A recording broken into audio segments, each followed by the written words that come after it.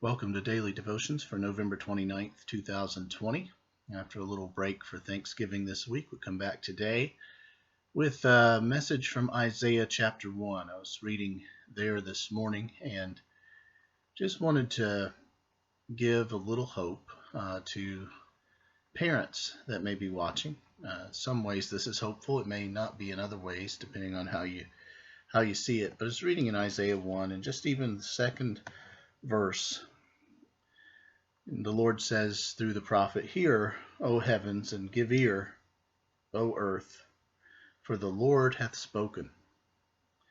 I have nourished and brought up children, and they have rebelled against me." That's a simple concept, but it's profound for us as parents when we consider that the God of the universe called a people, the people of Israel, to be his own cherished possession, to be his own people. He related to them as a father to his children, and yet they rebelled against him.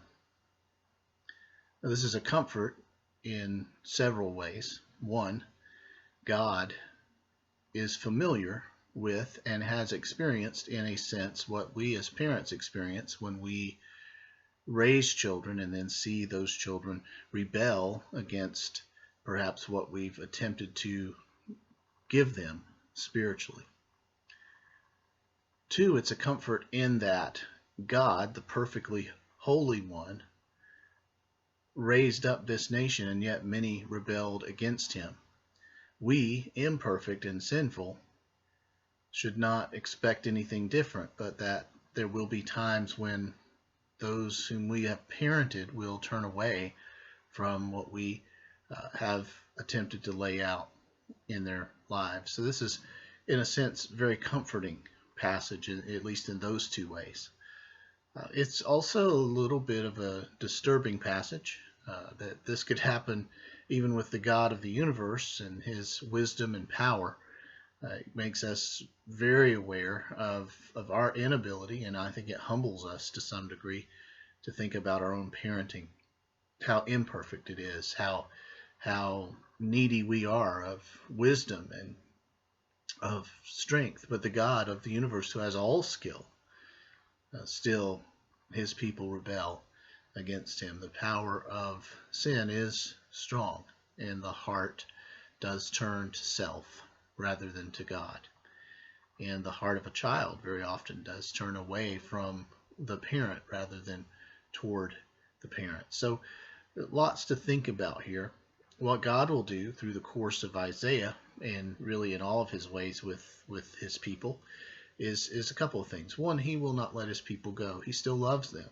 We, as parents, if you're a parent who has a child that has strayed from the faith or has done disturbing things in their lives, you don't stop loving them. You still love them. But God also, in the course of the book of Isaiah, brings a hand of discipline on his people. The hand of discipline is an attempt to bring them back to right living. Right living is not just for the glory of God, but also for their good. He's seeking to direct them in a good path. So he brings the hand of discipline, the hand of chastening, of trial, of difficulty.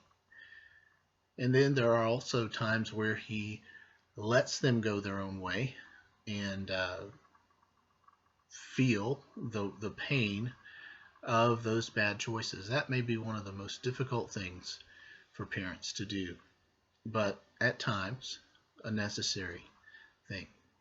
So as we consider parenting and how we interact with our own children, we should consider the ways of God in places like Isaiah and many other places. Note how God relates to his children, and there is much insight and value for our lives there. But today, on one level, be encouraged that God understands this experience, and God is with you in it, and he will see you through. So thanks for watching today. Hope you have a great day.